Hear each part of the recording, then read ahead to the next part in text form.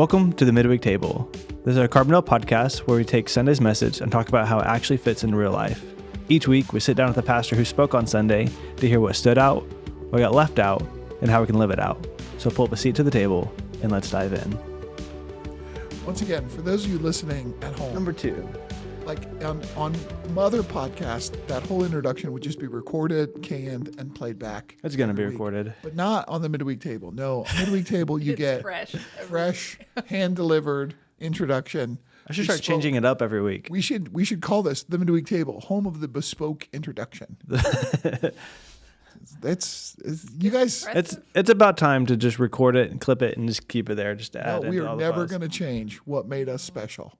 Well, I won't be here next week. Well, okay. Well, So- we'll change it next week. Brian then. will do it. We'll Somebody change it. will do Well, We can add it in. welcome to the Midweek Table. We're excited to have you. We are. What a joy. Yeah, we're talking about Sunday's message, and this Sunday, Pastor Brian spoke, and obviously you can tell that. What's the phrase? When the cat's away, the mice will play. Yeah. So Pastor Dan and Mandy are away on vacation, and so we get to do whatever we want that they gave us instruction and to do. We don't get to do whatever we want. We get to do whatever's allowed. Yeah. Whatever's allowed. And this is what's allowed. Yeah.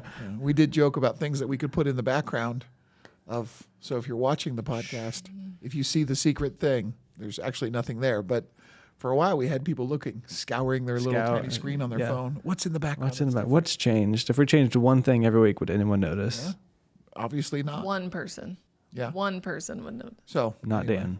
Just Man, we had a great. So we're continuing our series, our summer road trip series, and I love this series. It's right up my alley, with just kind of doing a survey and doing a deep dive in the history of a letter. So we talked about 1st and 2nd Thessalonians. I couldn't talk. Thessalonians. That's good. I kept saying Corinthians. You were struggling a little bit on Sunday. We talk about 1 Corinthians so much more. So every time I said first, my brain just filled in Corinthians. So I did better in second service. So if you go to first service, you have my apologies for my rough cut. Yeah, First John, just fine. Yeah. We just it was only first books this week. So yeah, but we did. Yeah, so we look at Thessalonica or Thessalonica. The modern city is Thessaloniki. So if you could just pronounce that a different way, that would be helpful to me. Thessaloniki, right? Lots of different ways to pronounce We things. should go visit. But yeah. Before we go, we're doing some road trip because these are all letters Paul wrote to churches, not just letters Paul wrote in general. And so it'd be kind of fun, like to look at it on a map and do a road trip. And I love looking at the map. I felt free yesterday when you said, if you have a map in the back of your Bible, this is when you can use it. And I was like, wait, I never get to use it, especially during church. And so I actually got distracted for a little bit. I was like, wait, look at all these places. Yeah, I hope no one got totally distracted. But yeah, those maps are there, and That's what a why great- they're there. That is why they're Exactly there why for this they're for this just moment. to see where it all is. So you can look at where those all are. Speaking of road trip stuff, I have a couple of road trip this or that questions. exciting. I'm just chomping at the bit. You guys aren't ready for this. I love games and road trips, so. Yeah. Okay. Would you rather sing every time the music plays or dance every time the car stops? Wow. I know for the people in the car, they would prefer that I dance every time the car stops because they don't want to be stuck in a metal box down the road with me singing. Yeah, I'm going to have to go with dance because, same. I would rather do neither, but for those traveling in the vehicle with me, I'll choose dancing. I would choose dancing just because anytime the car stops, you want to get out and stretch anyways. Yeah. And so it's already kind of natural. It's true. Although for me, we don't play a lot of music in the car. Not like my kids are musical, but they're in the back with their headphones on. Like Sean and I'll listen to an audiobook or like, so that would, if I sang every time the music was on, I just wouldn't sing. That would be Oh, fine. our car turns into a concert. Yeah. So Not a good Disney one, songs. but a There you concert. go. Okay.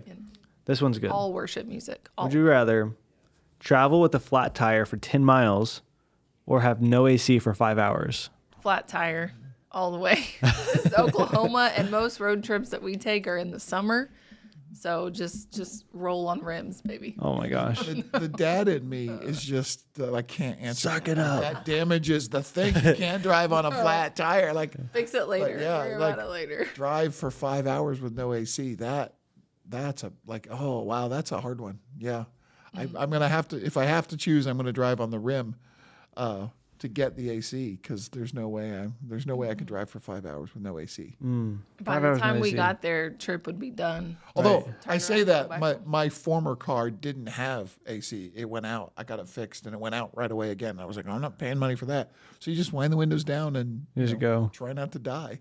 Yeah. So That's like one of those things. Like, would you rather be responsible or comfortable?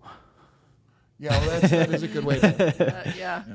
Oh, I want to say I don't responsible, like it when but you word it like that. Yeah. right. Okay, last one.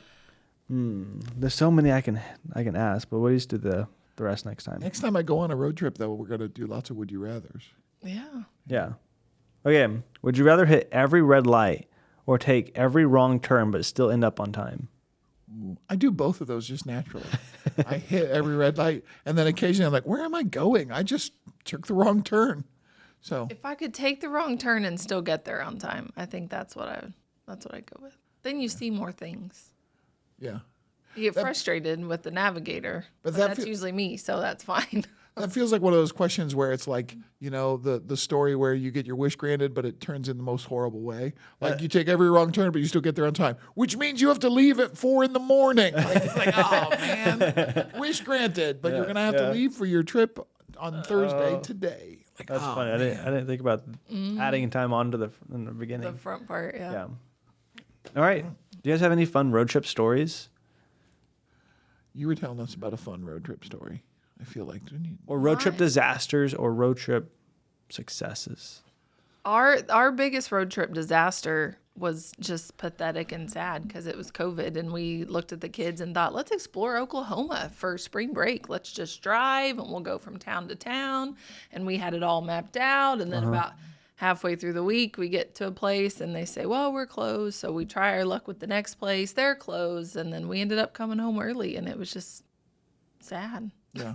Awful. That is sad. Yeah. I can't help but feel like, what they call people who travel around during a pandemic? Super spreaders. That's what they call them.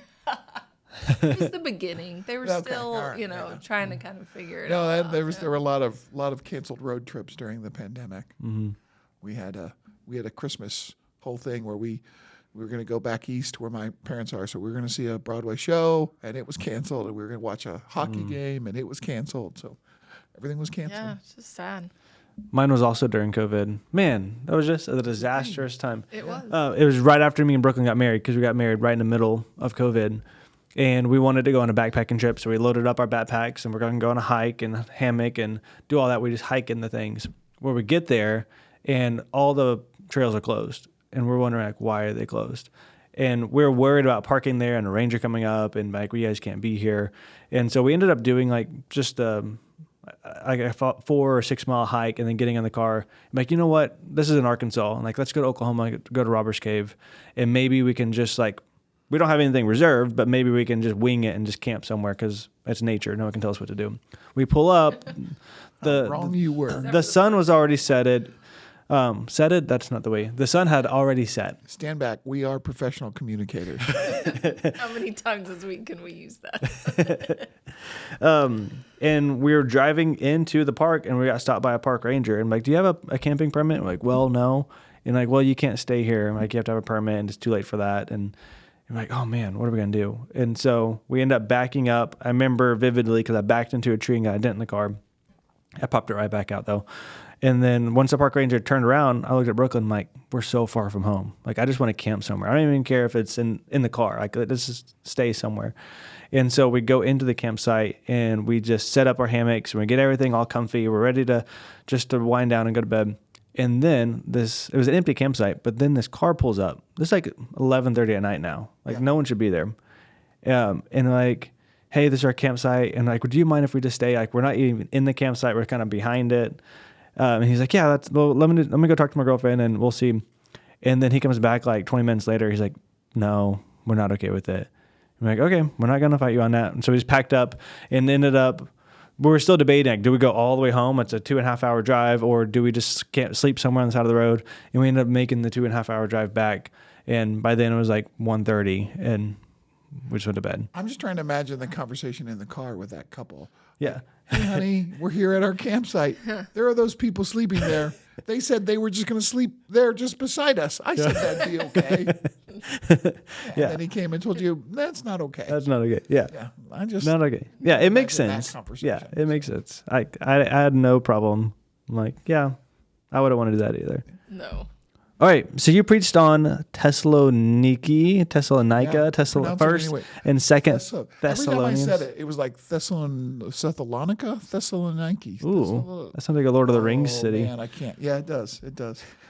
The goal, the hint is if you ever pronounce something, if you ever have to read the name of a city in the Bible and you don't know what it is, you do one of two things. You can either be like, man, that city, because no one knows what it is, or you just pronounce it the best you can. And if someone comes up to you afterwards and is like, oh, that's actually pronounced, Apollon.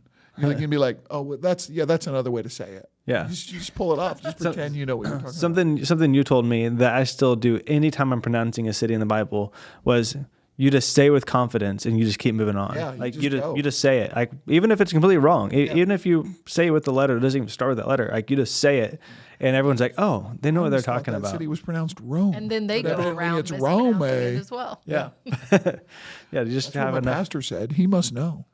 have enough confidence. So yeah, Brian, let's dive into it. Yeah. So, one of the interesting things about this series, it's a very different way from the way I usually prepare sermons. Is it's kind of a survey. We want to. It's interesting because it's hard for me, but it's also something I really love. This idea of helping people to just be familiar with kind of the large structure of the Bible. Yeah. So I love the idea of someone coming and reading something from First or Second Thessalonians and thinking, oh, I know a little bit about that. I know about that situation. I remember. So I love that. But when you have that much material to cover, it's hard because I'm used to just kind of diving in, a couple sentences and doing a deep dive on that. And this was like, two whole letters. So it's a different style. So I just tried to stay up on the surface and just kind of find some themes that were applicable. So I don't think I did if my job was to give you a good impression of the outline of the flow of these letters, I didn't do a very good job. If the job was to give you something that you could go, oh, I can take that and use it and understand what Paul was trying to talk about, then I think we did a better job of that. I think it was applicable and it was honest, but it was not a deep study in a survey. Like a New Testament classroom study of First and Second Thessalonians would look very different than this kind of pastoral application. So, And it was interesting. You said we're talking about First and Second Thessalonians. So open up your Bibles to Acts 17. Yeah. And that was kind of cool. And so we got the history behind how Paul started the church. You want to talk about that? It's one of the really interesting things that is kind of unique about Thessalonians is that we get this detailed story in Acts 17 about how the church started and the unique pressures that they faced. We see some of that. There's a little bit about Ephesus. We know some of what the church in Ephesus. We know a little bit about Corinth. But I think we probably get a better picture of the founding of the church in Thessalonica than probably of any other church from the New Testament. And then the unique situation with Paul only being there for a short while and then having to leave, which again, I just can't imagine, right? To say, here, we're going to come and found a church. And Paul's kind of normal method was to go into a city, stop, establish a church, spend 1, 2, 3 years establishing that church, and then moving on. Which was the story with the Corinthians, or was that Ephesus, or both of them?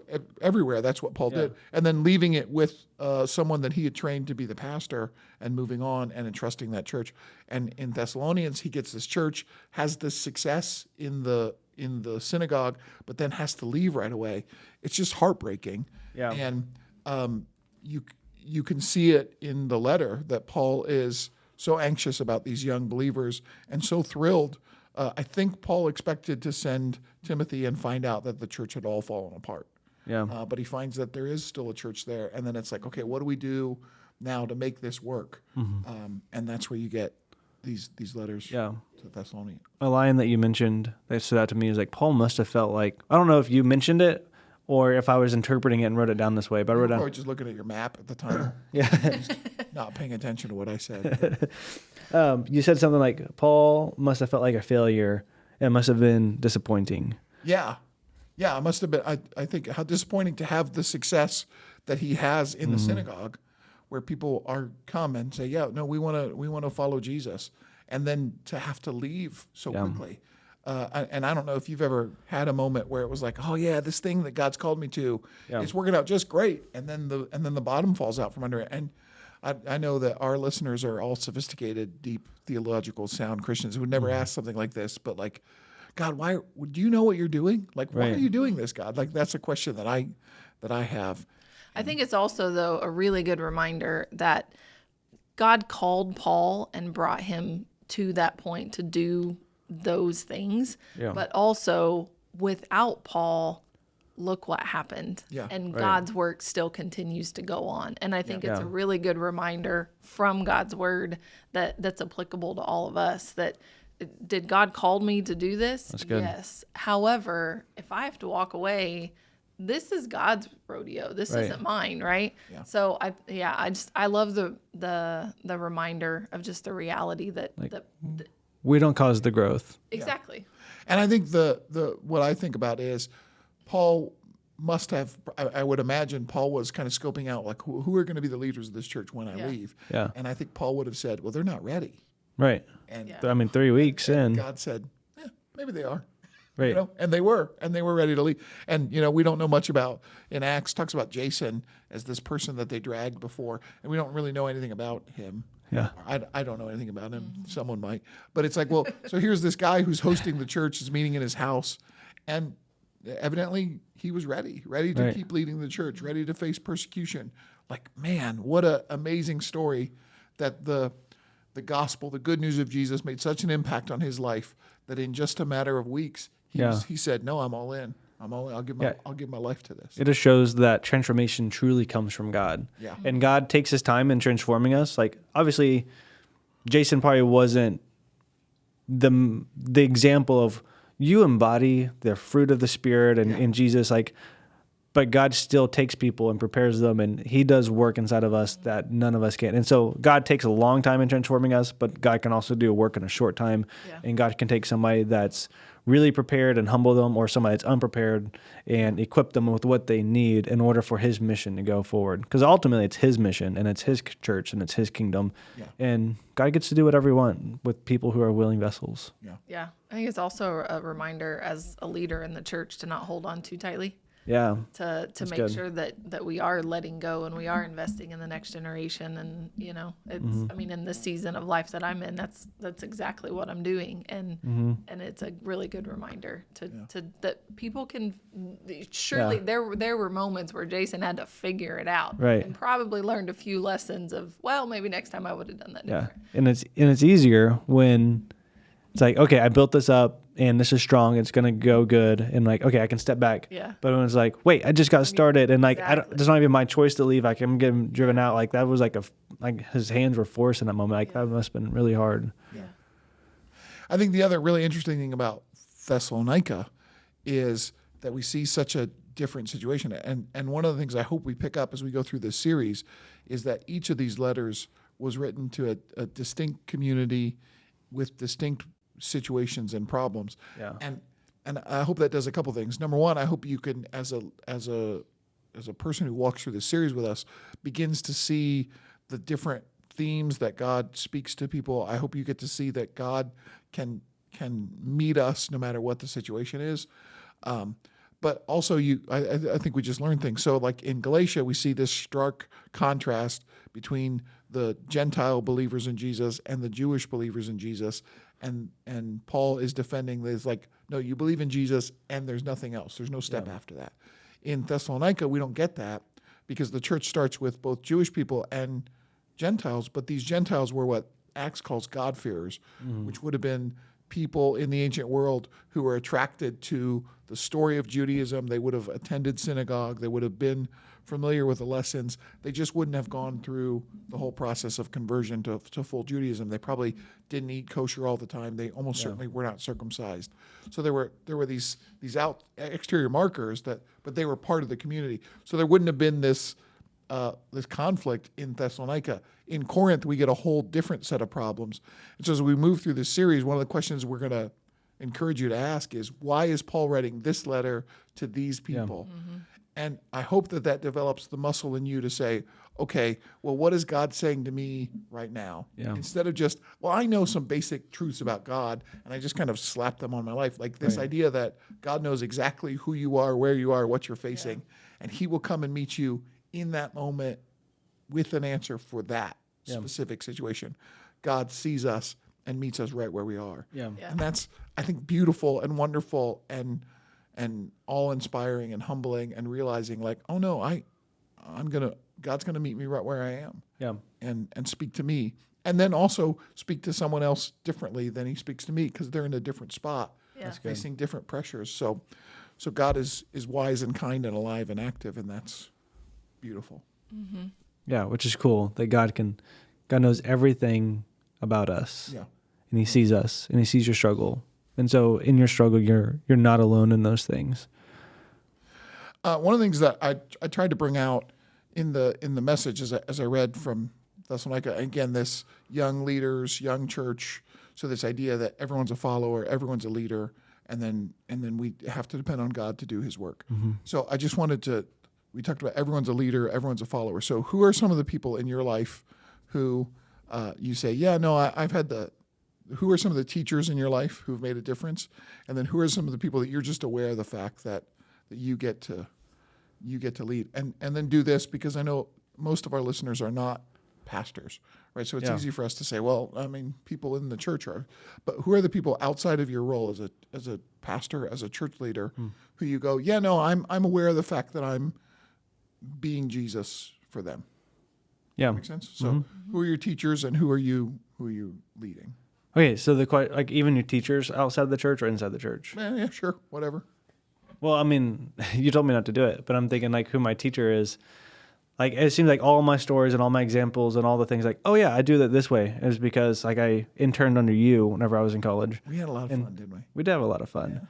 And so I have a lot of things. I'm like, oh, I say this because Brian said that, or I do this because Brian did it. And now it's cool because I got to work with you, and that relationship can still happen. And so, yeah, you taught me a lot of different things. Yeah, all those times that I'm like, man, who taught this? I wish someone would have taught this guy better. Man, Yeah, for better or for worse. yeah. For better or for worse. Brittany, who are the people that you look at that you think these are the people who taught me? I think as far as ministry is concerned, it obviously the pastors that I worked under, there is no one like the Phil Taylor, and everything that I learned about children's ministry was what I learned from Jeff in youth ministry, and I tweaked it to make it work for kids. Yeah. But spiritually speaking, I kind of have a thing for people that are older than me. And I always feel like I'm a sponge when I'm around someone who's got more life experience. And so there's so many people within the church that spiritually have just poured into me, mostly because I'm just sort of like, just talk, just tell me your stories. Yeah. Because for me, that's life-giving. And those are my favorite lessons to learn. The lessons of I've been there, I've done that, I've experienced that. Here's how God brought me through. Here's things you need to stop and celebrate. Here's things you need to stop and reflect on. And so, there's a ton of people that are older than I that have invested in me, and I'm grateful. Yeah, I think of all the people who've gone before me, mentors of mine, pastors, my youth pastor growing up, the first youth pastor I worked with in ministry. But I also think of people that I've watched walk through difficult situations, people who have watched suffer with grace. Yeah. And, I'm just thinking of people in our church right now who is like, oh no, on Sunday morning, I look out and I see you and I go, they're still here. They're still serving Jesus. They still, and it is so, I said it on Sunday morning and it was not a throwaway line. I meant it. I look out in the room and go, you are my teachers. You inspire me. So I love that we as a family of God can come together. And I just want to encourage you, if you're listening, like take some time to look around and think, who are the people that you're like, well, they're doing it, so I can keep going. Yeah.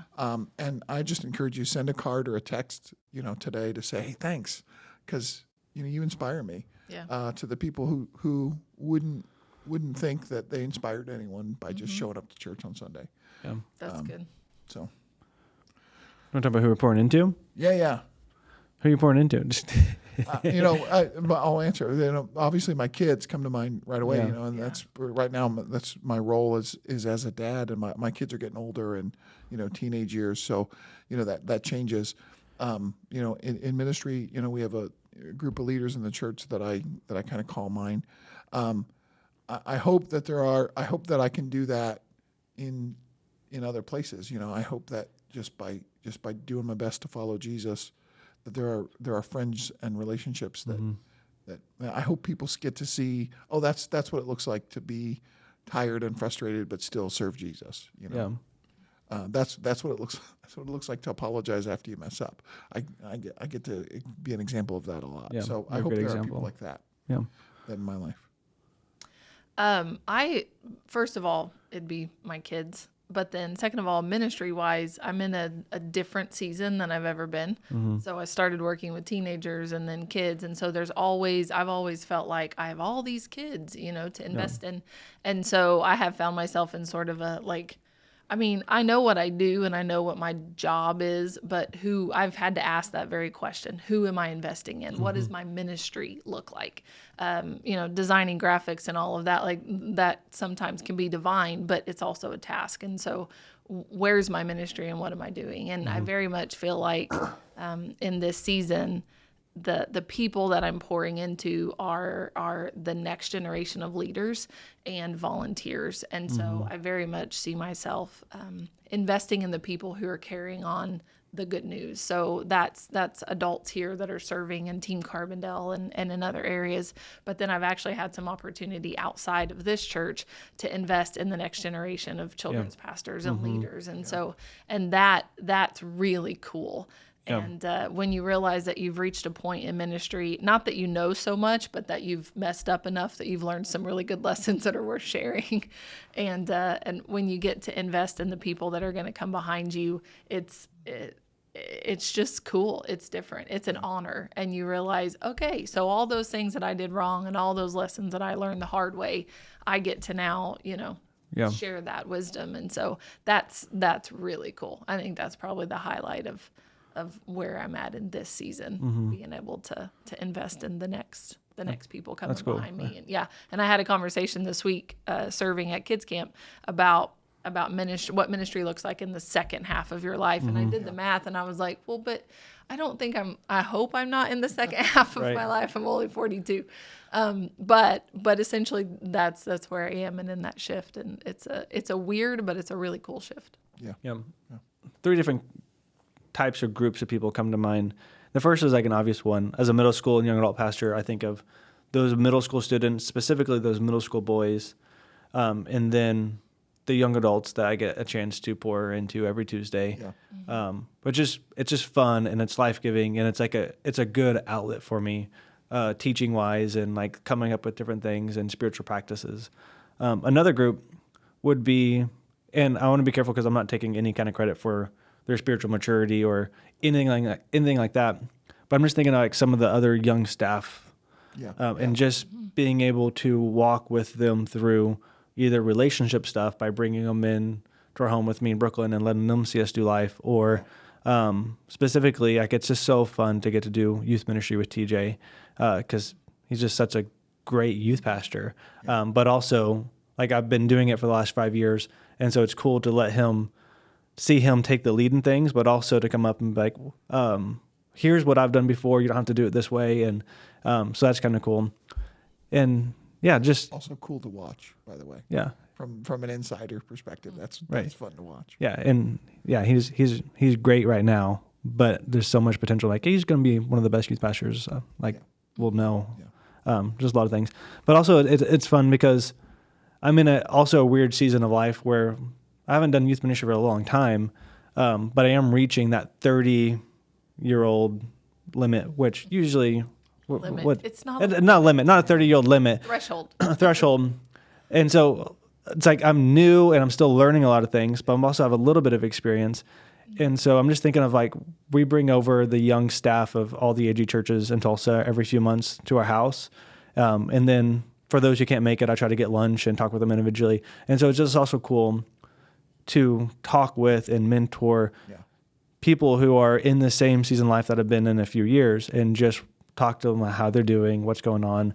And then the last group is just, I have a friend that's from high school, and he came to church for a while, but has since fallen off. And every once in a while he calls, and we're still good friends, but we haven't seen each other in a while. And it's like, it's one of those calls where I get, and I just have to take a deep breath and be like, okay, this is going to be a little bit. Yeah. But it's somebody who's not really following Jesus. And so he gets to tell me all the things he's having in his life and things that are troubling. And it's just a moment for me just to be there to listen. And then like, well, here's what Jesus has to say about that. And here's what the gospel actually means. And here's how the gospel can actually come in and change your life. And I'm not seeing fruit in that yet, but that's just another cool outlet that's different from the other things I get to do. Yeah. The verse I read in one of the verses I read in that is 1 Thessalonians 2:8. We loved you so much that we shared with you not only the good news, but also our own lives too.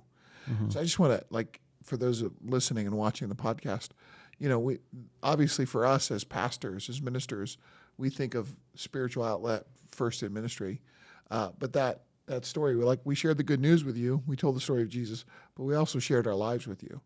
Mm-hmm. And I just think of so many distorted pictures of faith and Jesus followers. You've asked people what a Jesus follower is like. You're going to get weird pictures. Mm-hmm. And you are an accurate, or you can be, should be, or called to be an accurate mirror of Jesus. Mm-hmm. And the power of just sharing your life with someone and inviting them in and saying, no, this is what it looks like to be a person who follows Jesus. Not crazy, not selfish, not broken, but humble, gracious, loving. Mm-hmm. Like, that's so powerful. Mm-hmm. And I don't want you to miss that part of the job of a leader is not only to share the good news, but also just to share your life. And people see, this is what it looks like when life comes in. Mm-hmm. This is what it looks like when light spills out. So share your life with people, because it's kingdom work. Yeah, and it's fulfilling. It's good. All right. I don't know if we have much more to talk about. I think that's it. That is the best we're going to get. So, Brittany, would you like to pray us out? Sure. Lord, we thank you for your goodness. We thank you, Lord, for the opportunity to take the good news to maybe all around the world, maybe all around our state, but also just to the people across the street and the people that we get to encounter on a daily basis. And I pray, Lord, that you would give us all wisdom. Lord, I pray that you would open up doors of opportunity for us to be able to let our light shine, to share your light with people in the darkness that they find themselves in. Lord, I just pray that you would go with us this week. Help us, Lord, to do your work. And also, would you just bless all those people that are listening and watching and folks from our church and folks who aren't. Lord, I just pray your blessings upon them. And we just love you. We thank you for your grace and your mercy that we're so undeserving of, but you're so gracious to give. We love you. Amen. Amen. Hey, when you listen to this, remember, be praying for Matt and the team. They're going to be on a mission trip in El Salvador. Leave Thursday. Yeah. So when midweek table looks a little weird next week, it's because our fearless leader and podcast pioneer is not with us. Leaving it in great hands. So we're gonna just muddle through and figure it out. But yeah, we continue our series, our summer road trip series next week. Yeah. What city were you stopping in next week? Oh, that'd be a question that I should know the answer to, but I don't. That's okay. I don't want to spoil it. We don't want to spoil that. To see what it is. It's one of them. I don't know. I could look it up. But yeah, we'll catch you next week. Yeah. Visit us Sunday. Like, share, smash that subscribe button. I've always wanted to say that. Know the answer. What is it? Share it. Yeah, tell us. It's Corinth. Corinth. Ooh. Yes. Don't want to miss that. Yeah, professional communicator. Professional communicator. Yeah. All right, we better stop. Yeah, we're going down. Love you guys. We'll see you next week. See you guys later.